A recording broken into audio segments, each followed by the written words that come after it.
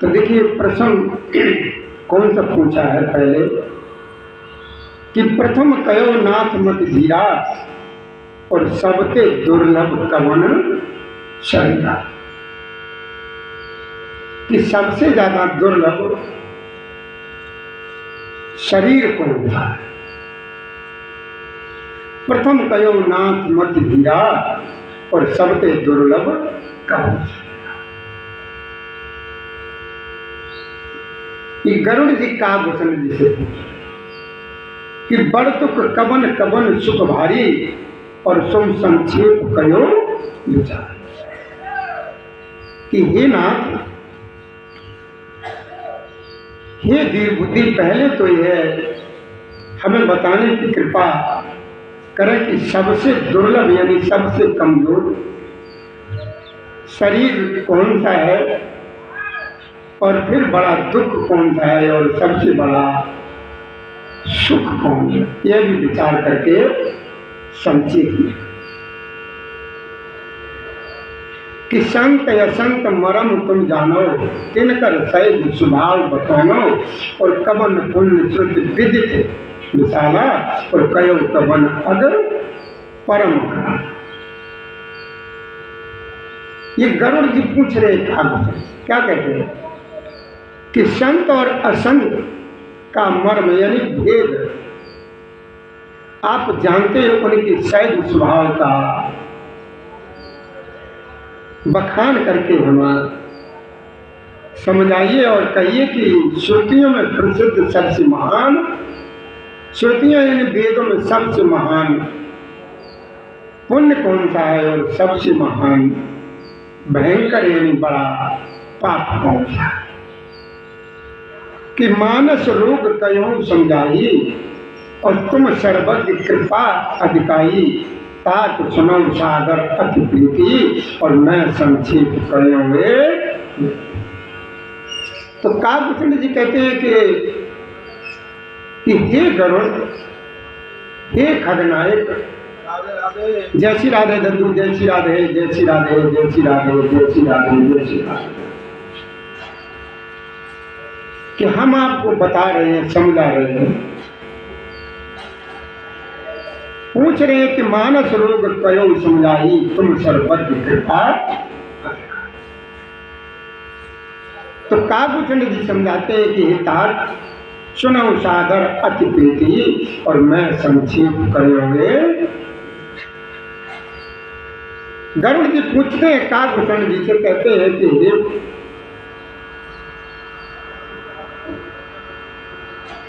कि मनुष्य रोगों को, जो मनुष्य को रोग होते हैं उनको समझा करके कहिए। आप तो सर्वज्ञ हैं, सब कुछ जानते हैं और मेरे ऊपर आपकी बहुत बड़ी कृपा भी है।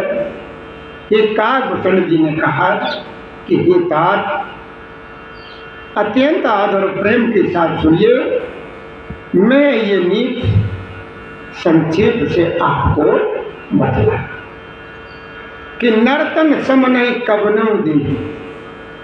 काव्यभूषण जी ने गरुड़ जी को क्या समझाया कि हे तात, मनुष्य के समान यानी मनुष्य के शरीर के समान कोई भी शरीर नहीं है। चर अचर सभी जीव इस मनुष्य शरीर की याचना करते रहते हैं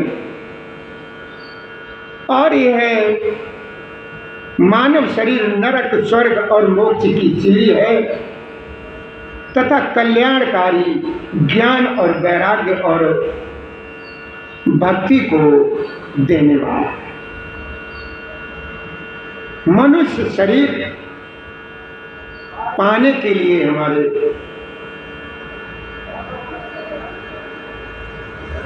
देवता लोग भी मेरे प्रभु श्री राम के सामने हाथ जोड़ के खड़े रहते कि प्रभु एक बार ये मौका, शोतन धर हर भजे न जूनर, कोई दिवस रत मंद मंद कर, और कांच किरच बदले चलेगी और करते डाल पर समने। क्या कहते हैं काकभूषण जी समझाते हैं गरुड़ जी को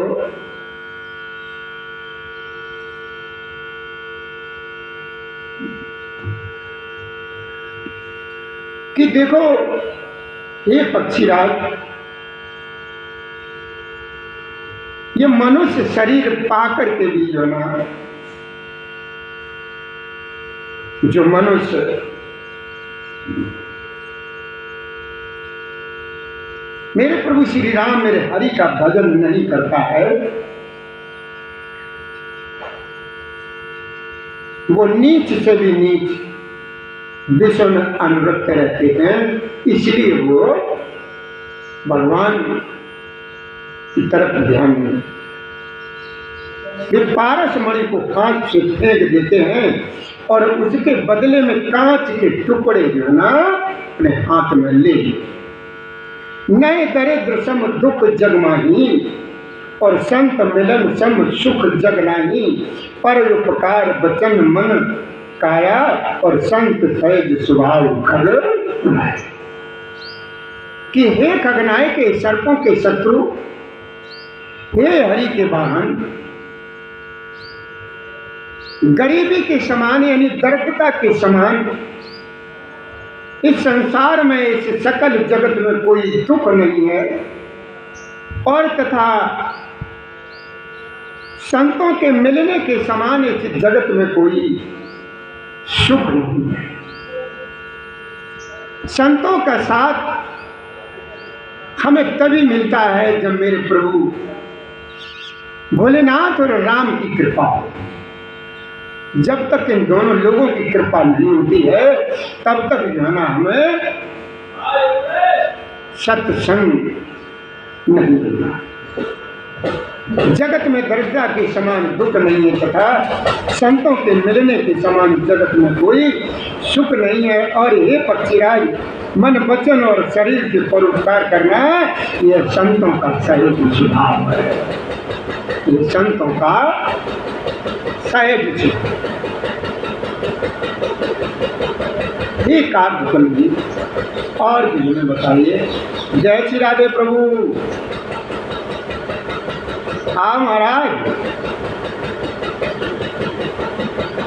कि संत सहित दुख पर हित लागी और पर दुख हित असंत अभागी और बुर्ज तरु सम संत कृपाला और पर हित नित सब विपत्ति। तो काकभूषण जी गरुड़ जी को समझाते हैं कि हे तात, हे हरि के वाहन, हे सर्पों के शत्रु, संत दूसरों की भलाई के लिए बहुत कष्ट सहते हैं, दुख सहते हैं। जय हो प्रभु, दर्शन करो प्रभु भगवान। ये फूल बचा हमारे दूसरों को दुख पहुंचाने के लिए कृपालु संत बोध के वृक्ष के समान दूसरों के हित के लिए भारी विपत्ति बर्दाश्त कर लेते हैं, सहन कर लेते हैं, लेकिन अपनी खाल तक बढ़ा लेते। ये संतों का स्वभाव। शनैव खल पर बंधन करई और खाल कड़ाई विपत्त सह मरई, खल बिन स्वार्थ पर उपकारी यह मुंसक इव सुन उर्गा। क्या कहते हैं काकभूषण जी?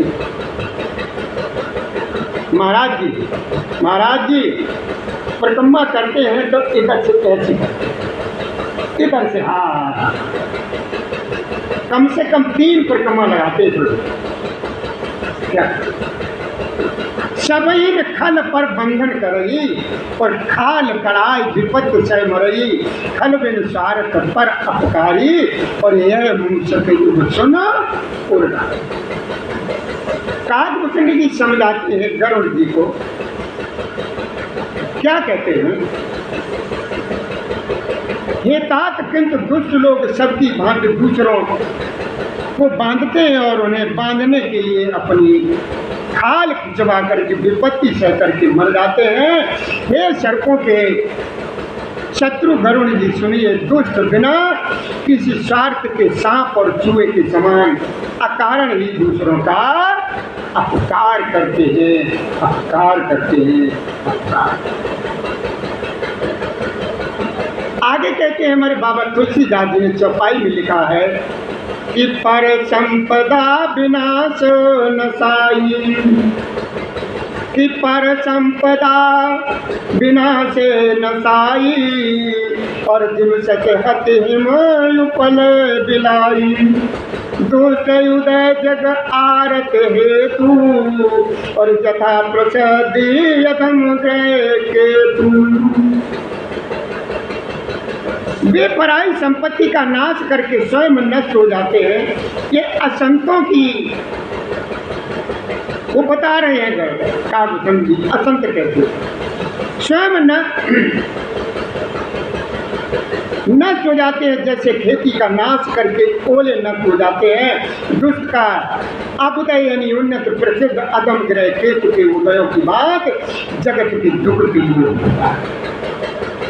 शांत उदय संतत सुखकारी, और विश्व सुखद जिन इम्ब तुम्हारी, परम धर्म सुत विदित हिंसा, और पर निंदा सम अग्न। तो क्या कहते हैं काव्यसंत जी, देखो भैया गरुण और संतों का अभुदय सदा ही सुख कर होता है, जैसे चंद्रमा और सूर्य का इधर विश्व भर के लिए सुखदायक है। वेदमय अहिंसा को परम धर्म माना है, और पर निंदा के समान कोई भारी इस जगत में पाप नहीं है, पाप नहीं। आओ प्रभु, आसन ग्रहण करो प्रभु।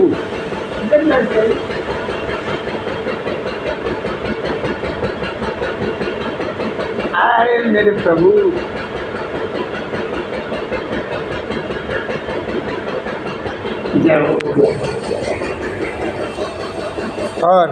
और बस बढ़िया।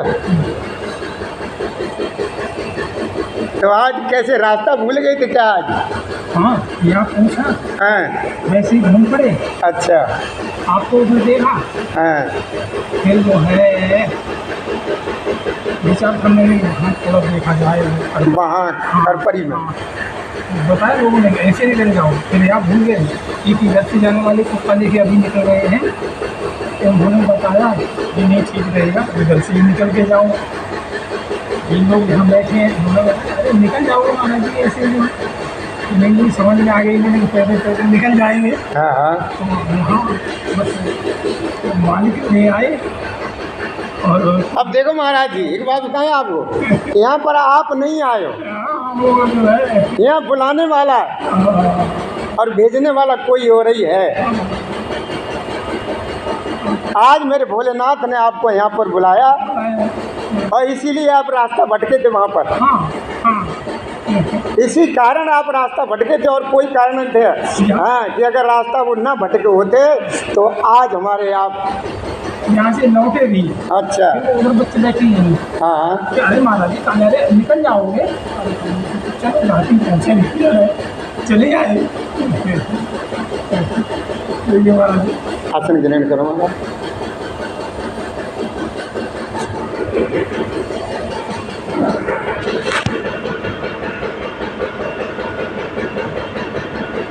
आज प्रभु हम लोग आज धन्य हो गए, आप जैसे दर्शन हो गए आपके। ये हमारा और आपका जो है ना, ये मिलन है ये। तो हम जो है ना अब उनको भी बताएंगे कि भी भैया देखिए आज महाराज जी ने हमारे ने दर्शन दिए हमारे मंदिर पर। तो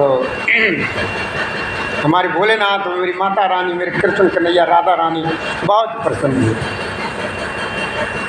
फिर चल रहा है उसका सारा संसार, चला रहा है वो, वहीं से नचा रहा है, कोई कुछ नहीं कर रहा है। सारी पुण्य हो रही हैं, कोई कुछ नहीं कर रहा है। बिल्कुल कोई कुछ नहीं कर रहा है।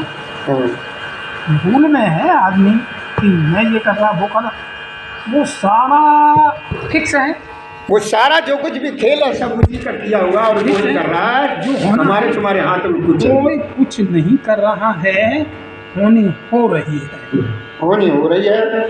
हमारे और आपके हाथ में कुछ नहीं है, और ना हम कर रहे हैं। जो कुछ भी हम कर रहे हैं या हमसे कराया जा रहा है, कोई मेरा परम पिता परमेश्वर ही होनी हो रही है, कोई कुछ नहीं कर रहा है।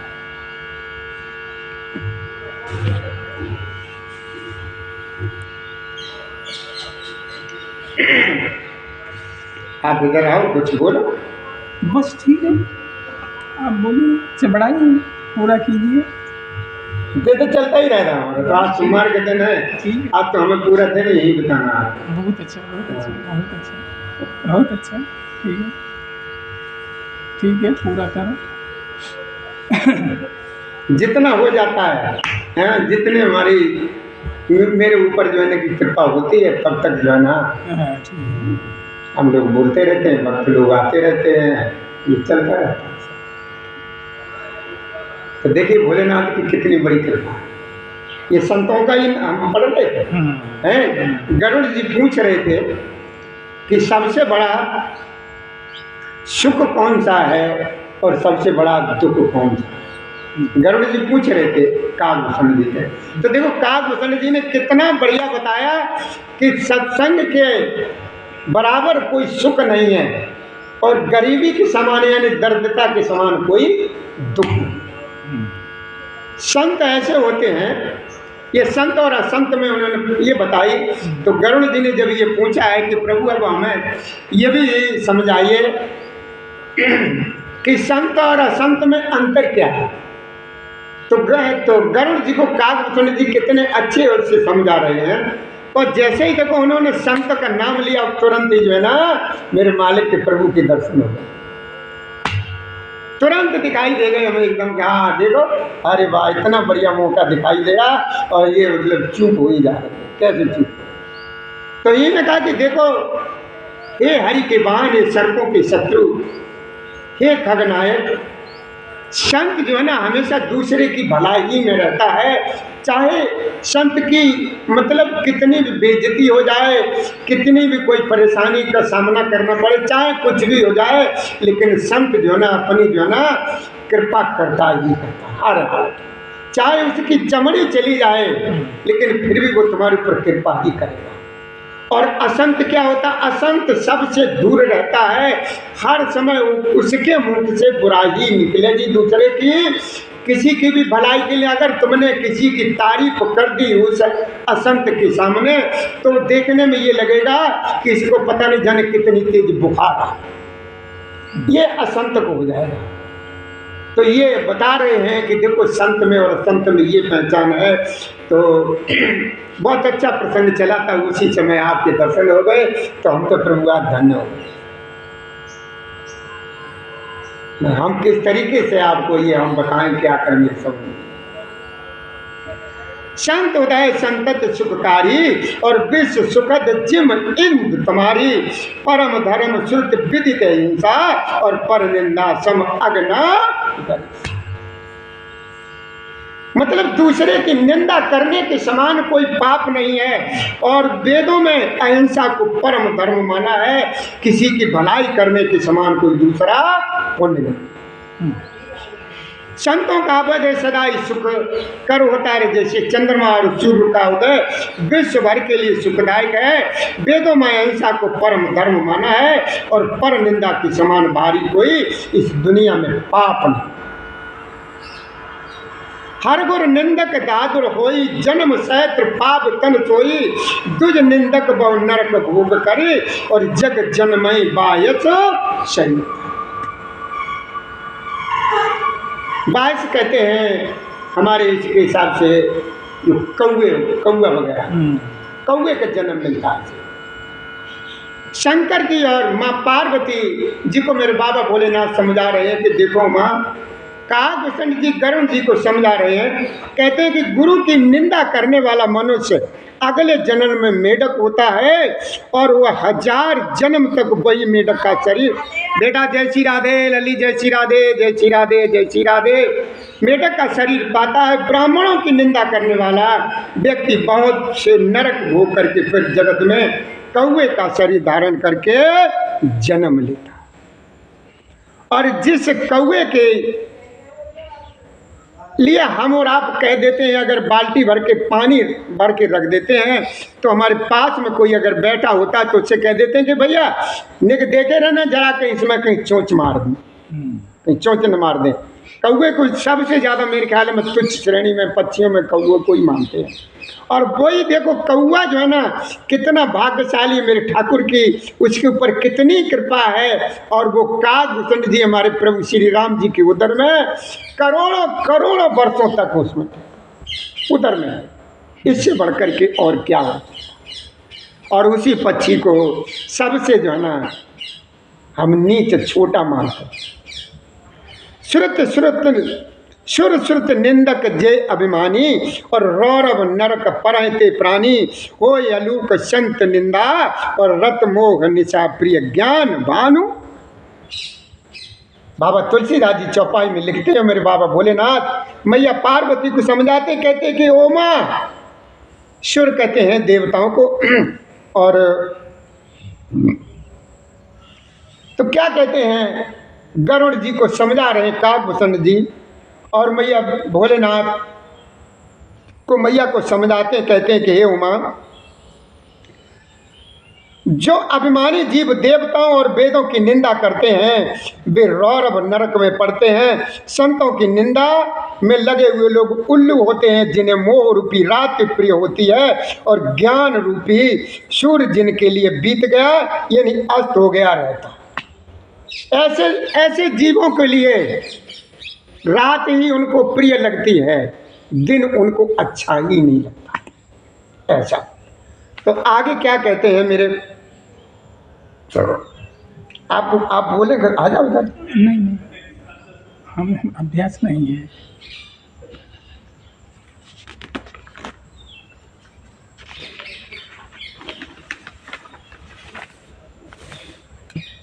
हमारे जो शास्त्री लोग जो होते हैं महाराज जी गुरुदेव, हमने देखा है कि 7 दिन से ज़्यादा ये चाहे कथा हो, चाहे भागवत हो, चाहे राम कथा हो, चाहे विष्णु पुराण हो, चाहे शिव पुराण हो, 7 ही दिन में सब कर लेते हैं। 7 दिन का मतलब हो गया 21 घंटे, और 21 घंटे में मेरे ख्याल में ऐसा कोई दिन नहीं जाता होगा जो 3 घंटे का वो समय लेते हैं उसमें आधा घंटा तो अन्य बातों में निकल जाता है। तो 14 घंटे करीब ऐसे मान लीजिए 14-15 घंटे जो है ना मैं ही इसको ख़त्म कर देते, और हमको यही एक पाठ ये पूरा करने में सुंदर इसका रामचरितमानस पुराण का पूरा करने 1.5 साल लग जाता।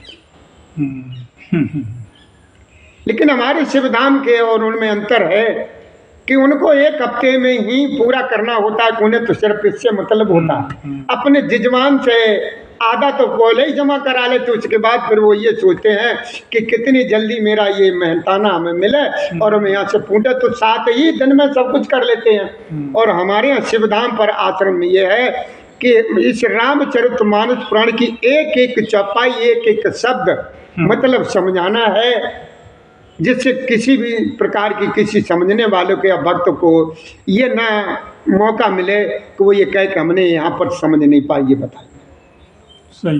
तो हमको ये पूरी 1.5 साल लग जाती प्रभु इसको एंड करने में। सही है।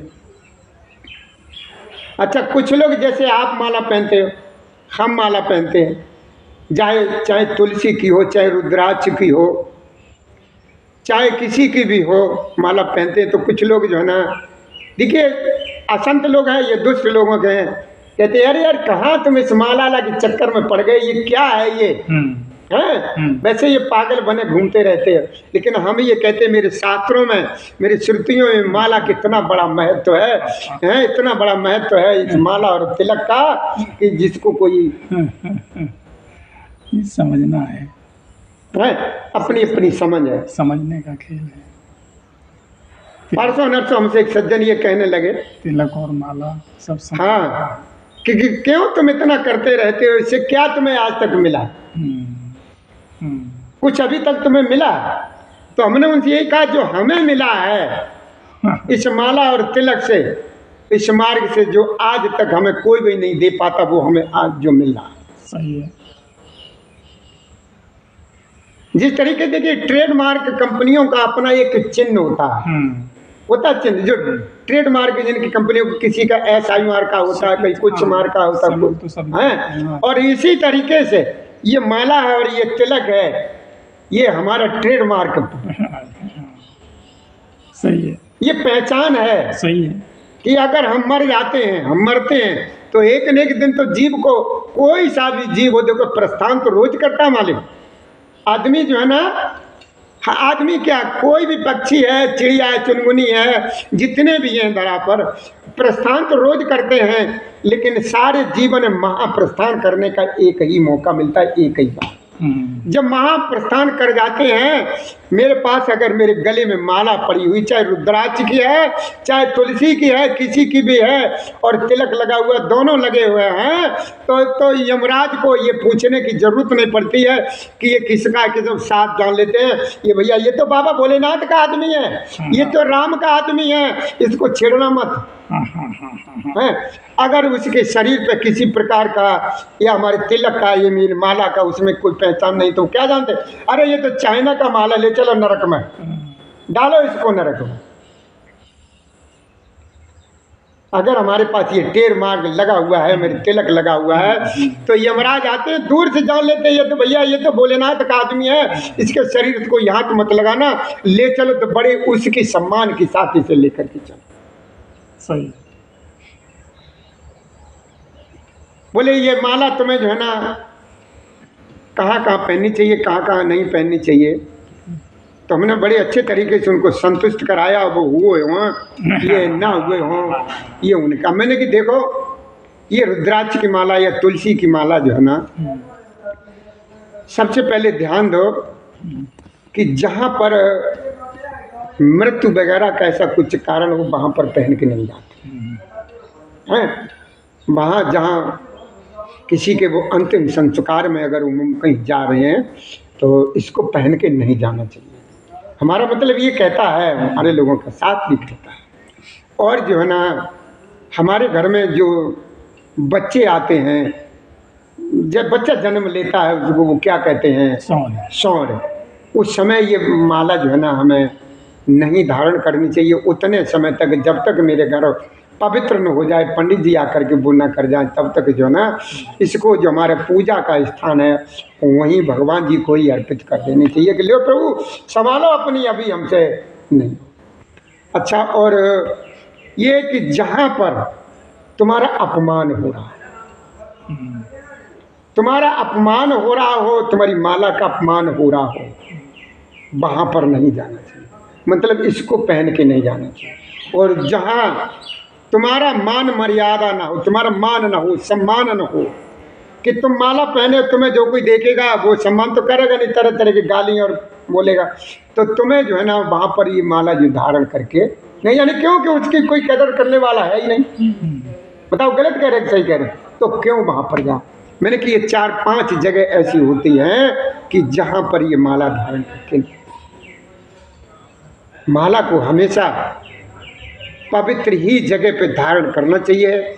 जैसे हमारा और आपके समय साथ है, तो ये साथ बड़ी कृपा से हुआ आज, बड़े सौभाग्य से, पता नहीं जाने कितने पुण्य हमारे लोगों की इकट्ठी हुए होंगे, तब आज हम दोनों जो है ना, यहाँ पर इन प्रभु श्री जी के सामने आज विराजमान। तो इस माला का, प्रभु तिलक का बहुत बड़ा महत्व है। और देखिए, त्रिपुंड लगाना चाहिए। त्रिपुंड मेरे बाबा भोलेनाथ का है, बिंदी मेरी माता रानी का, और सीधी खड़ी जे मेरे कृष्ण कन्हैया का। सही। ये सब कुछ होना चाहिए। ये अगर सनातन उसमें चलती, अगर वैष्णव अगर आप हो और मानते हो और इनको, तो आपके शरीर में ये दोनों चीज़ें होना बहुत चाहिए। दुनिया हंसते ही हंसते न, उसे कोई मतलब, ये तो दुनिया तो हंसेगी, इसका काम है हंसने का, क्योंकि जो कोई हमें देखता है वो हंसता ही तो है, रोता तो नहीं है। हमें देख करके जिस किसी की हंसी निकल जाए, तो हमसे बड़ा वो अच्छा हो, अच्छा कि खुश तो हुआ, चाहे वो मतलब हमारे ये देख करके खुश हुआ हो, कोई ये तो देखो को भगवान का वो है, चाहे ये खुश हुआ करी जी क्या ढोंग बनाए रहता है, ऐसे खुश हुआ कि वो बहरहाल खुश तो हुआ, खुशी तो मिली, खुशी मिली। तो इससे बढ़ करके हमारे लिए और कोई सौभाग्य। बताओ महाराज। सही है, बिल्कुल सही। तो हम तो आज भैया प्रभु आज धन्य हो गए कि हमारे लोगों का जो है ना आज पता नहीं कितने दिन से ये बन रहा होगा, और भगवान ने कहा होगा और कैसे, जब हम उस दिन एक दिन वहाँ पर मिले थे हम और कृपाल भैया थे, हाँ। उसी दिन ये तय हो गया होगा कि जाओ बेटा मैंने तुम्हारी मुलाकात इनसे इसीलिए कराई है, एक दिन वो दिन आएगा जिस दिन तुम दोनों सामने बैठे थे तो हमारे ये मुलाकात ना होती उस दिन तो चले जाते, उस दिन मुलाकात हो गई। बस खेल उनका सब नाटक बना बनाया है, कैसे क्या होता है, कैसे क्या करना है, क्या करना है बता दिया बस। थोड़े नहीं, कोई कुछ कर नहीं रहा, होनी हो रही है। बिल्कुल सही, कोई कुछ नहीं कर रहा है, तीर मार खा तीर मार, अरे कुछ नहीं, लीला उसकी है, सब लीला उसी की है प्रभु। करवा लेगा वो करवा लेगा। कितना कर लिया मैंने, कितना और होना है। सही बात, हमारी तो उम्र इतनी हो गई, हम तो ससुर एकदम ही टाट लौटी देते रहेगा एक को। हाँ सही बात। और रहियो है वो किसी को उसकी प्रशंसा मिलनी है, वो बोलिए आए के पूरो करे हैं। सही बात। हम तो खेल सब उसका है, कैसे चलना है, कैसे चला, कैसे चलना है, कैसे पूरा होना है, होगा। सही बात, कोई कुछ नहीं, सब ठीक है, सब उसकी लीला चल रही है। बिल्कुल सब उसी की लीला है सब। अच्छा है। जय श्री राधे, जय श्री राधे महाराज, जय श्री राधे, जय श्री राधे, जय श्री राधे। महापुरुष लिख के रख गए हैं। खुश रहो। मामला अब तक सदा रहा, चल रहा है और चलेगा भी आखिर भी। बिल्कुल बिल्कुल चले। अरे विद्वान थे, महान थे, लिख के रखा है, अच्छा लिख के रखा है, सब होगा।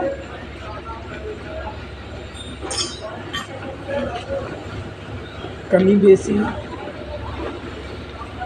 वो भी सब होगी, सब होगी, सब होगी, सब होगी, बिल्कुल सब होगी। सवाल जो उठ रहे हैं वो ही होगी कि माला तिलक, अरे सब समझ में आएंगे। बिल्कुल सब समझ में आएंगे। तो सब समझ में आएंगे, कमी बेसी होगी वो भी सब दूर हो जाएंगे। सब माला तिलक सब समझ में है, कोई सवाल रह नहीं जाएंगे और श्रेष्ठता आनी ही है। तो भैया देखिए, हम अब 1 मिनट के लिए हम आप लोगों से इजाज़त चाहेंगे कि हमारे भैया राजवीर जी हमारे भगवान जी के लिए देखो ये मालाएं लेकर के आए हैं। हम अपने भगवान जी को इन मालाओं से अलंकृत कर रहे हैं, उसके बाद हम कथा को आगे बढ़ाएंगे। और अगर हमारी और हमारे भैया प्रभु श्री राम जी की कृपा से हमारे दोनों का आज वो मिलन हुआ, आप इस लोगों को सबसे अनुरोध है हमारा कि हमारे इस वीडियो को आप जो है ना लाइक करें और सब्सक्राइब करें और आगे बढ़ाएं। जिससे आप सब्सक्राइब कर देंगे तो हमारे जो है ना आपके आगामी कथाएं आपको प्रत्येक दिन सुनने को मिलती रहेंगी। जय श्री राधे, जय श्री कृष्ण। हम तो अपने भैया मतलब गुरुदेव के समान, हमारे गुरु के समान हमारे बड़े भ्राताश्री हैं। यही कहेंगे कि हर सोमवार को हमारे इस मंदिर में मेरे बाबा भोलेनाथ के आकर के दर्शन करें और अपने जीवन को जो है ना सफल बनाएं। जय श्री राधे, जय श्री कृष्ण गोविंद हरे मुरारी, हे नाथ नारायण वासुदेवाय नमः।